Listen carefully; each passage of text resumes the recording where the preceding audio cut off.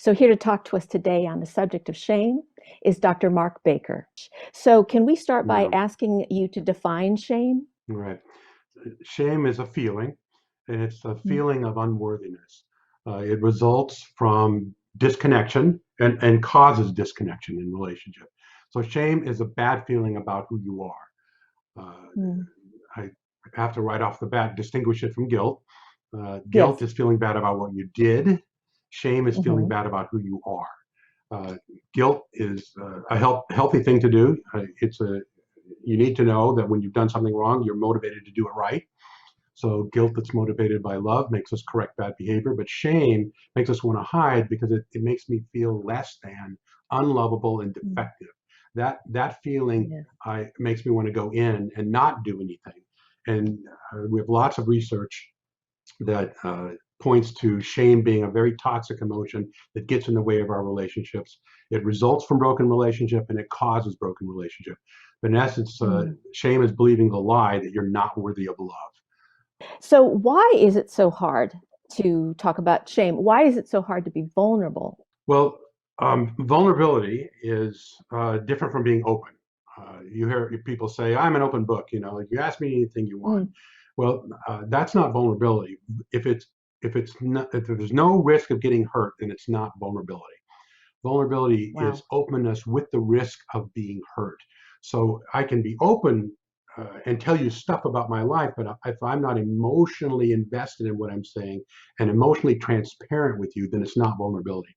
Now, vulnerability is where we get love, because if you're willing to bear yourself in a way that takes the risk of I could maybe get hurt here, then that's where I can also be most loved.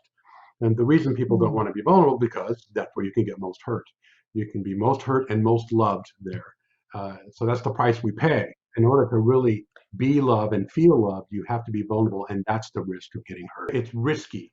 For genuine love, I have to take the risk of being Mm. transparent with you and open emotionally with you in a way that I can get hurt. And that's why you need to choose your confidants wisely.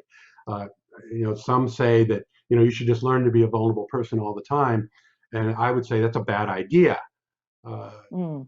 Dostoevsky wrote the famous book about Prince Miskin, who was this vulnerable Christ-like figure, and vulnerable to everyone. People were taking advantage of him right and left. The book itself is called The Idiot, right? No one really wants Mm. to live that Mm. way because you can get hurt if you're vulnerable all the time. You have to choose your confidants wisely. You can't have this kind of intimate love relationship with everyone. You have to choose people who can be vulnerable with you too in order for it to work. You cannot be vulnerable with everyone. Really, your close, really intimate friends, it's around seven. Uh, Yeah. they've done research in this area to say that's about all the people any of us can tolerate that kind of vulnerability with. But your truly Hmm. intimate, vulnerable relationships, because it takes so much energy and so risky, we all need to be able to wisely limit the number of people we can be that transparent with, because of the risk involved, the risk of being vulnerable. Yeah. What do you do if you're just overcome with fear? What do we do as counselors and therapists? What do we do with someone who's overcome with fear?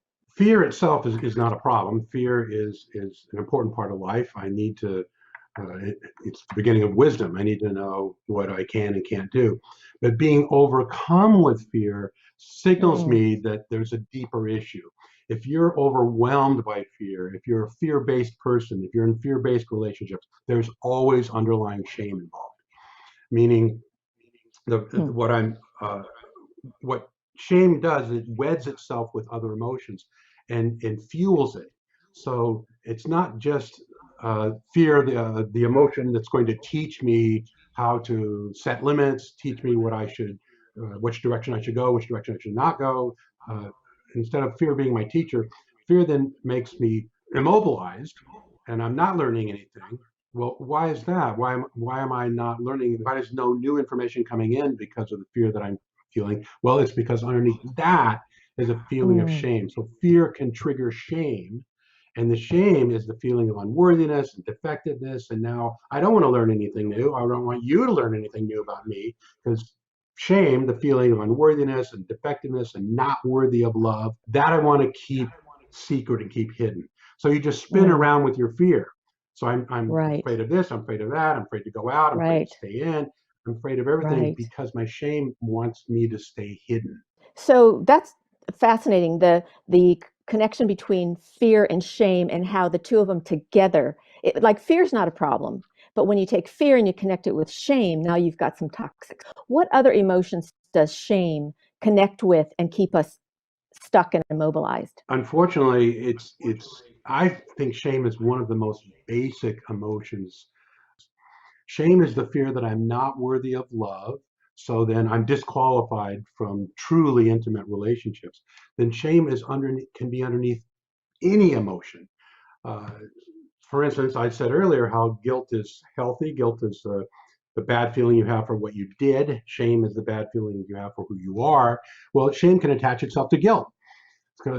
We have lots of research suggesting that people who are just guilty without shame are pretty healthy Hmm. people. So if I were to say something about you that hurt your feelings, and someone else told me and said, "Yeah, you really hurt Elizabeth when you said that," my guilt would say, "Oh my gosh, I feel terrible that Elizabeth was hurt Mm. by what I said. I feel I'm a good person, but I did a bad thing." So that would motivate me to go to you and say, "I am so sorry, I hurt you. The thing that I said was so careless. Can you forgive me for that? I feel so bad about what I did," right? Now, shame would make me feel bad about who I am. And shame would then make me feel like, well, I don't want to go to Elizabeth. If she got her feelings hurt about what I said, I just hope I don't run into her again. And so shame makes me want to hide and pull back, feeling that not just having done a bad thing, I'm a bad person for having done it. So shame can attach itself to guilt. And now you've got people who are chronically guilty all the time. They feel guilty about what they said, about what they did. They feel guilty Yes. about being a bad husband, a bad father. And all know people like this who are just stuck in chronic Yes. guilt that never goes away. It's because their issue isn't with guilt, it's with shame. They use guilt as a defense against shame.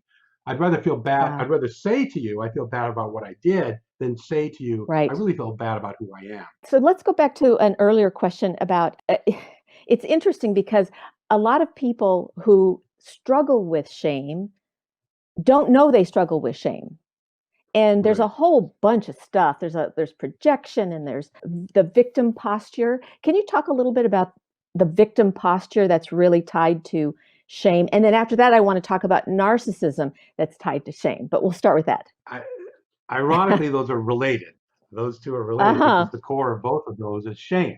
Uh, but Yes. yes, the victim posture is rooted in the belief that I am somehow defective and that vulnerability is a weakness. So if Mm. I believe that being vulnerable in the way we've just talked about is not just a powerful way to connect to people, but vulnerability is somehow a weakness, then when I feel vulnerable, then that makes me feel defective. It makes me feel that I'm weak. So victims have this belief set that I'm a weak person.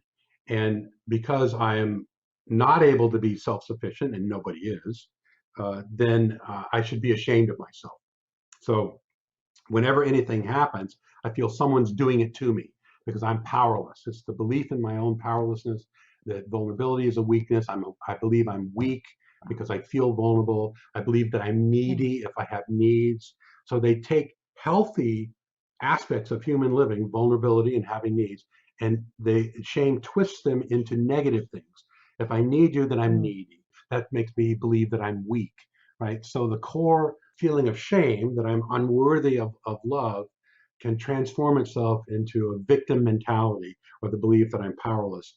So I need to look for explanations for why my life doesn't go well, and the reason doesn't go well is because someone is taking advantage of me because I'm powerless. So again, Right. shame is the core of that. It causes me to believe that these aspects of human life that create connection and powerful living, vulnerability, having needs, become negative things because I don't really believe I'm worthy of love. And so I have to create dependent relationships to get you to prove to me that I have value. So if Wow. I'm the kind of person that needs you to give me a ride all the time, or I need to call you, and if you take my call and talk to me for an hour because I'm going to tell you how terrible my life is, then you're demonstrating for me that maybe you do value me, or maybe you don't reject me because I believe that really you don't value me and you really want to reject me. So I create artificial scenarios to get you to prove or try to disprove my feeling that I have no value. And these, sadly, they develop victim savior or victim perpetrator relationships where they're looking for people to do that dance with them who also believe they're Yes. powerless. I mean, they can't hear or believe any of it because their shame makes them not believe any of those statements and still look for people to get caught up in what we call the victim trap with them. I mean, we're going to have to work this out. But I want to ask you about humility, because it's kind of a part of the constellation, isn't it? And it's a big part of your book, humility and Right. self-esteem. And why is it so hard for people to just be humble? Well, in our Western society, we don't value it. It's not a Western value. We demean humility as, again, a weakness. Again, humility actually is a very powerful force in connecting us to other people. In Western society, we tend more towards the narcissistic end of the scale. We don't value humility. Right. Humility is not low self-esteem. Those are two very different things.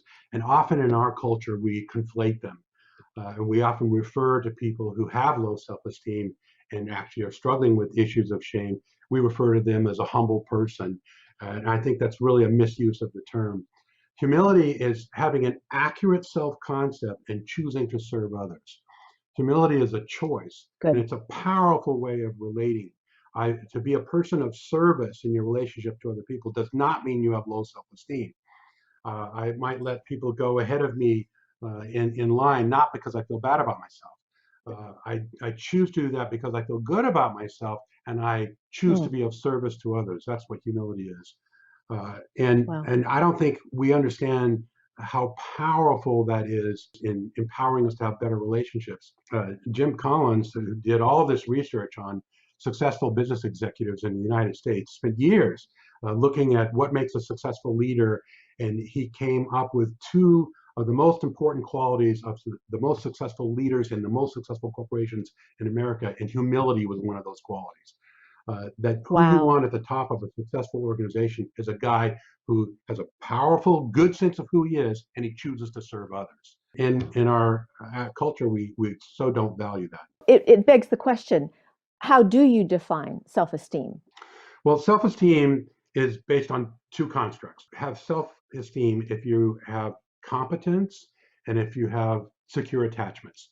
So self-esteem is based on feeling that I can do things well, I am useful in the world, and on the feeling of being lovable. I need to feel that I'm worthy of love just for being who I am in the world. And I also need to feel that I'm competent, I'm good at stuff, I can do things. Hmm. Now, you can see quickly that that can get out of balance. Uh, there Yes. are many people who only have the feeling of competence, and so they think their Right. self-esteem is only in that, and they don't have this sense of being lovable. And I see a lot of these guys in my office who are very successful business executives, but they have terrible relationships. They have Mm. total confidence in their ability to be competent and do stuff. They have very little sense of having value just for being who they are. So they're constantly trying to prove their value to other people. You can't, as I said, you can't earn love. You earn Right. a sense of accomplishment, and you have to have both to have healthy self-esteem. Right. How do you convince this executive that they're lovable despite what they do and despite what they accomplished and despite all of their skill? How do you make them understand that they're worthy of love? It's often difficult because I see a lot of these guys who are high Yeah. powered. They've been very successful, and they come in with that only one mindset, and that is Mm. productivity is all that matters. I don't want to. I don't want to hear what you have to say. I want to see what you have to do. So even they engage me that way, where they think that I'm like life coach for them, and what we're going to do is Yeah. come up with a list of tasks for us to solve, and we're going to check those off as we go. And if we can accomplish a whole bunch of stuff, then our time has been valuable. And it doesn't always work. Some of them are so wedded to that because many of them have made a lot of money with that sense of Hmm. accomplishment. It's not always easy to get them to look at their lack of feeling of value just for being who they are, because that's shame, right? So I've actually Right. worked with a number of very successful executives whose issue was shame. because Mm, we're going to get to in a minute, the underbelly of narcissism is shame. So that gets yes. quite confusing. Have you been able to successfully convince these high power executives that they're lovable, even if they fail the next quarter's balance sheet, or they don't achieve the goal, or what? How do you get them? How do you get into the heart of a man like that? Right. It's convince them is not the right word. I cannot convince them of Okay. anything. But what I can Okay. do is provide them with a different experience. So what good therapy is with these guys is, yeah, I've got to do a little bit of the performance thing with him or he'll leave. So yeah, we do some task stuff and we talk about accomplishments and what he wants to accomplish and what he needs me to help him accomplish. Do a little bit of that, or I'd lose him. And I gradually work over to looking at how he feels about things, because that's not an area that he goes to with anyone. And so he'll bring up something about losing a deal, a multi-million-dollar deal, and we'll Mm. talk about how he could have done it differently. And then I'll ask the question nobody else asked, which is, how do you feel about that? Mm. I mean, that must have felt kind of bad. And as we gradually work into, once he trusts me, work into talking about how he feels, then we slowly go down to, well, that felt bad. Well, that made you feel bad about yourself. Well, that made Hmm. you feel Hmm. insecure. That's not something he doesn't ever admit to anybody. And if I can Yes. actually get down to those vulnerable feelings, he then has a new experience with another human being. I mean, I can Yes. tell you that I actually was afraid. And the reason that I was Mm. bullying those people in the board meeting, because I was afraid, for him to admit that to another Hmm. human being opens up a Yes. whole new way of relating. And then he experiences something Right. with me, vulnerability, that he's never experienced with Hmm. anyone else. And that's where we develop the sense of having value apart from accomplishment. And it's tough work, and Yes. these guys, it sometimes takes years. And I find that And fascinating that science is now catching up with the lie, which is that you can't make me feel anything. It's whatever. right. So, can you tell us a little bit about mirror neurons and how they affect our relationships? Yeah, I need to apologize for all of psychology for the last 30 years. Uh, Yeah. because it was our fault. We had Fritz Perls and other people saying that we're like two ships passing in the night, and if by chance Mm. we meet, it's wonderful, and if not, it can't be helped. And so that whole psychological philosophy for a decade or so was, you can't make me feel anything, I can't make you feel anything. So if I've said Right. something and you're angry about it, well, that's on you. I can't. I'm Right. not making you angry. You're making you angry, right? Well, I was never comfortable with that psychologically, because it's not true. I can definitely make you angry, and you can make me angry. I can hurt you, and you can hurt me. And yeah, right now over in Italy, uh, we've there are a group of researchers who've discovered what we call mirror neurons. And what we now Hmm. know is that our brains are hardwired to actually experience what other people are experiencing just by watching them. We now know that, Yes. as you picked up a cup of coffee to drink it, my mirror neurons are making me think, wow, that looks good. I'd like to have a cup of coffee. It, we can actually measure that now. That if I'm watching you do something, my mirror neurons are taking that in. You're actually affecting me with Mm. no words being spoken. It's actually watching the behavior of another human being triggers Yes. motor neurons in my body that makes me want to stimulate the same thing. And we believe Yes. that's the substrate for empathy. That actually Yes. I'm able to neurologically, quite apart from my thinking. This bypasses the prefrontal cortex. There's no thinking Hmm. involved. I'm just experiencing what you're experiencing. And what we know with mirror neurons is it makes me anticipate what you're going to do next. So if you pick that cup of coffee up to Ah. here and stop, mirror neurons makes me go all the way with it. Makes me thinking, oh, I know you're going to take a drink of that. So all of a sudden, I want to Huh. drink the coffee.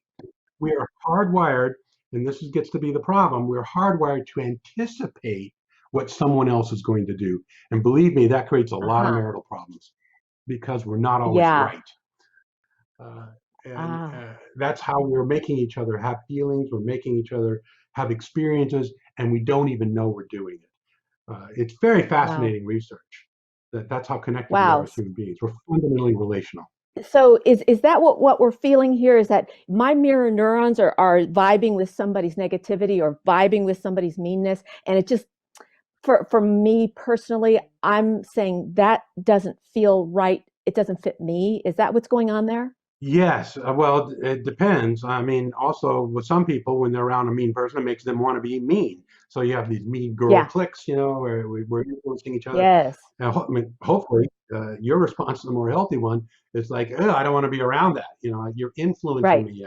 You almost feel almost like you're putting something on me. We're studying now what we call this uh, nonverbal, unconscious, affective communication. That's the long term for it. That we are nonverbally communicating feelings, and it goes Mm. right from your unconscious to my unconscious. So I'm feeling something around you that I don't have language for. I'm not even putting it into words, but I'm getting a sense of something. And you're going to go somewhere with it. Wow. Either I'm going to be repulsed by that, make me want to get away from you, or something inside of me goes, Mm. yeah, let's be mean. Yeah, we don't like her anymore. Oh, So yes. we join with it or we push away from it, and we don't even know we're Right. doing it because it's not conscious. There's no language involved. Wow. And that's what happens in mobs. Is that right? That whole mirror neuron just gets a whole mob doing the same thing? It's an aspect of it too, yeah. And there's Hmm. social psychology around that too. Uh, Sure. and we think the brain is more wired for tribal thinking than anything else now.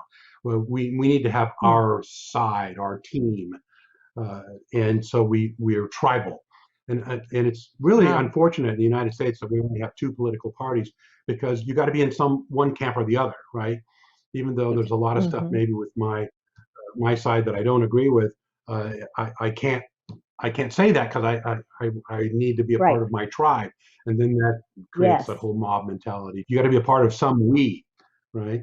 Yes. So Usually, it's a combination of the whole yeah. brain structure and mirror neurons, and then the social psychological part of that. I'd like to try to tackle this juicy topic of narcissism. So I love All what right. you say in your book, where you say arrogance is shame disguised as confidence to distract Right. others away from painful feelings that I am hiding. Say a little bit about that. Yes, as we talked earlier about the victim mentality that's rooted in shame, uh, there are basically two directions to go if you believe that vulnerability is a weakness. One is victim mentality, the other is narcissism, the other is independence. I'm super independent, I don't need anyone. And Mm. it's ironically based in the same kind of shame that the victim mentality is based in. So arrogance is not confidence. Just let me say that right off the bat. Arrogance is not confidence. It can look the same. People are Uh-huh. saying, I can do this. I'm the best person for the job. I'm very competent. But how you know the difference is ask yourself how you feel in that person's presence. When you're in the presence of an arrogant person, you don't feel good because an arrogant person Hmm. doesn't really care about how you feel. A confident person is able to pay attention to you. A confident person is not threatened by your feelings Wow. and your needs and isn't in competition with you. So if I'm a Right. confident person, and I'm Hmm. not riddled with shame, then I'm going to believe that I can do things, but I'm also excited that you can do things. I don't view your competence as a threat to mine.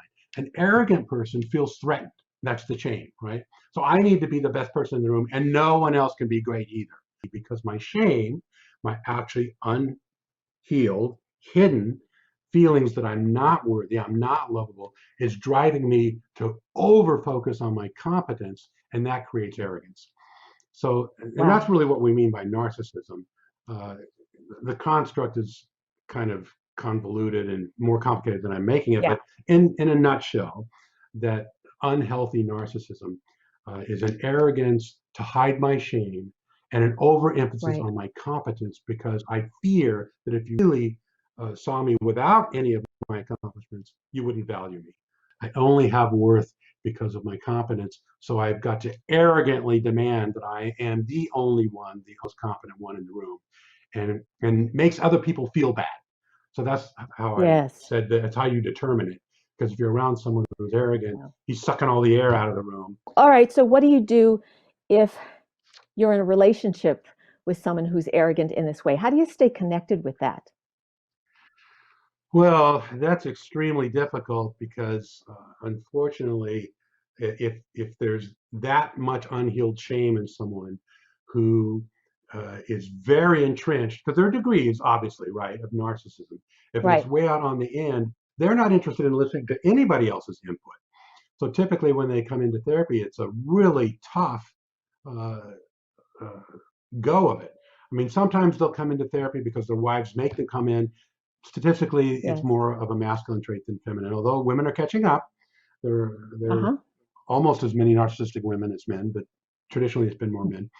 Or Mm-hmm. their wives drag them in marital counseling, and that's really tough because they're there against their will.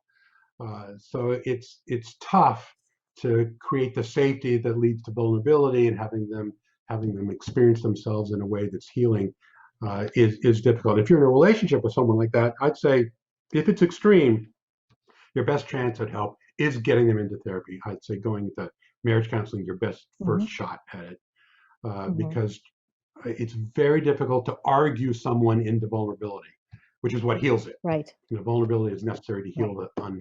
the unhealed shame. Giving someone like that an experience of acceptance that can be healing. What does that look like? Yes, that's really important. So this is maybe the most important thing we've said all day is what heals shame, Yes. right? So all Yes. right, shame's a Right. problem. We get it. What heals it? Three things: Yes. courage, vulnerability, and acceptance. So the courage to admit that you feel shame, number one, or we can't heal it if we don't know Mm-hmm. what it is, right? So it takes courage, like your surgeon, that took courage for him to go, oh my gosh, I am afraid. That took courage, the courage to admit the Mm-hmm. feeling, then the vulnerability to share that feeling with someone else, because you can get hurt. If I, as a very confident That's surgeon, have the courage to admit that, oh my gosh, I'm afraid, and then I share that with another human being, you could humiliate me for that. You could call me a wuss or yes. incompetent, or what am I? I shouldn't be in surgery if I'm afraid. Uh, so vulnerability follows the courage to admit Mm. you have the feeling, the vulnerability to share it with another human being, and then the experience of acceptance once you do. Now, you can have the Wow. courage to be vulnerable, but if you don't have the acceptance, then it doesn't get healed. Mm. So Wow. there are plenty of times when people have gone to their Yeah. spouses and they've had the courage to admit vulnerable feelings, and then they've vulnerably confessed those feelings to the spouse, and then the spouse shamed for having those feelings. It was such a Yes. nightmare. So vulnerability Yes. alone does not heal. Uh, you have to have the experience of acceptance once you are vulnerable. Yes. Correct. And you can see how that last part is so important, because just being vulnerable with unsafe people is a bad idea. Yes. That's what I was saying earlier. You got to choose your confidants wisely, because if I am uh, have the courage to own my vulnerable, painful feelings, and then am vulnerable with someone who doesn't respond with acceptance, it's going to actually set me back. I'm Yes. going to feel worse that I did that. So just walking Right. around being vulnerable is not a smart thing to do. We need to Right. realize there are safe people and then there are unsafe people, and Right. we can help people learn how to be a safe person. We can. Yes. That's what we do in the marriage boot camp. That's what you do. I do Mm-hmm. therapy. I Mm-hmm. help people learn how to be a safe landing place for vulnerability, Yes. because a big Yes. problem that a lot of people have is they fear vulnerability. So Right. if you're vulnerable with me, that could scare me, because it makes me go like, oh God, my gosh, now I've got to be vulnerable too. I don't want to do that. Yeah. So I'm going to Right. say something to shut you down or dismiss you or Yep. make you shut up about that because I don't want to go there. That's very Right. injurious. And it's so true that we Yeah. think in marriage and our desktops, what we want is agreement. We think, I need you to agree with me. Yes. We don't need that. What we need is validation. No. Exactly what you just said. I don't need you to have my Right. same feelings. I don't need even you Right. to agree with them, but I need you to see that I'm not crazy for having them. That's the validation part. It makes Yep. sense to me that you have those feelings. That's what we need. That is Yes. acceptance. That's what heals shame. That's what creates Yes. intimacy. Exactly what you just said. People come to my office Mm-hmm. saying, it was in 2016 and we were in the Ford. No, no, no, it's 2018 and we were in the Chevrolet. And they're arguing over the Right. details, thinking if I can make you surrender to my details, I'll feel better. Yep. No, it doesn't matter. We need exactly what you just said. Yeah. Crazy. Okay, we're running a little bit out of time. So as a live stream, we do have people calling in and connecting with us. But I did want to just pitch this over to you, Mark, and see what can you say to this person. He wrote in that somewhere in my warped mind, patterns were created to preserve my life or to ensure survival. Okay, so he's getting this. Whatever I need to release had good intentions and helped protect me for a very long time. So now I Mhm. struggle with knowing what I'm going to do when a void is left, when I no longer have this thing. And I think what he's talking about is shame. And Yeah, he's asking, is it normal to feel like I'm preparing to mourn, preparing to lose myself? I am scared of mhm, getting rid of my protective shell. And when he right. was writing this, I was going, oh, this is so much the whole shame constellation. So what would you say to this person? I would say you're on the verge of becoming a new person. You're on the verge of Yes. transforming into a better person. And it does mean you've got to grieve the loss of the person you were. That's Yes. true. We cling to the familiar. And often we, Yes. we employ childhood strategies to survive our childhood, and we're still clinging to them as adults. We don't need them anymore, and they're actually dysfunctional. The things that helped So us good. survive our childhood are getting in our way in our adult life. And to have this moment where you're at right now, the realization I've got to surrender the familiar, the guy I've always known, the guy Mm, that got me this far, is it's the only way you're going to become a new and better and more powerful human being by surrendering those yes. old strategies, that shell, that Yes. defense against vulnerability, and Yes. realizing that you're an adult now, you can be vulnerable. As a child, you couldn't, it was not safe. If you had an abusive Right. parent, you couldn't be vulnerable with that person. You can choose who you're going to be around now. Right. You can create safety for yourself as an adult. And you're right to be afraid Right. because transitioning is scary. You're becoming something new, and we always fear the new, Mm, but sometimes new is better. I would say yes. this is an exciting and scary time, and the feelings that you're expressing is what any honest person would feel once they realize that, you know Yes. what, I was probably traumatized earlier in life, and I need to employ some emergency strategies to survive that trauma. I don't need to keep living that way anymore. I want to live in a more vulnerable, powerful, connected way. And I've got to surrender some of those old tools that are getting in my way now. So I would say, Yes. yes, your shame makes you fear that you're not going to find that love, but that's a lie. Right. Uh, you're entering Right. into a stage where you can believe you're worthy of So, just in conclusion, I just want to say thank you to all of our viewers and thank you for sending in your questions. And thank you, Dr. Mark Baker, for being such a huge influence in my life and on the marriage boot camp. If you come to the marriage boot camp, you will see some of his work in the form of videotapes, etc. So, any last words for us? We've got a minute. I'd love to hear any closing thoughts, Mark. Well, thanks for having me on the show, Elizabeth. It's always good talking to you. Yes. Uh, and I want to encourage people if you've heard anything today that strikes a chord in you, I encourage you to pursue that. It's very difficult to pursue the subject of shame and vulnerability. Yes. It, very few people you talk to are going to want to do that. We admire vulnerability when we see it in others, but nobody wants to do it themselves. It takes a lot of Yes. courage to face this. So I would say follow that feeling. It's going to lead you to a better, more connected, more powerful place. I actually believe Mm, that the ability to live vulnerably with people who are safe people is the most powerful way to live. And it's scary and hard. And just like the example you read of this guy, he's right on the precipice of living a more powerful life if he can find safe yes. people to land with his vulnerability. So I encourage everyone who's listening to pursue that path. Beautiful.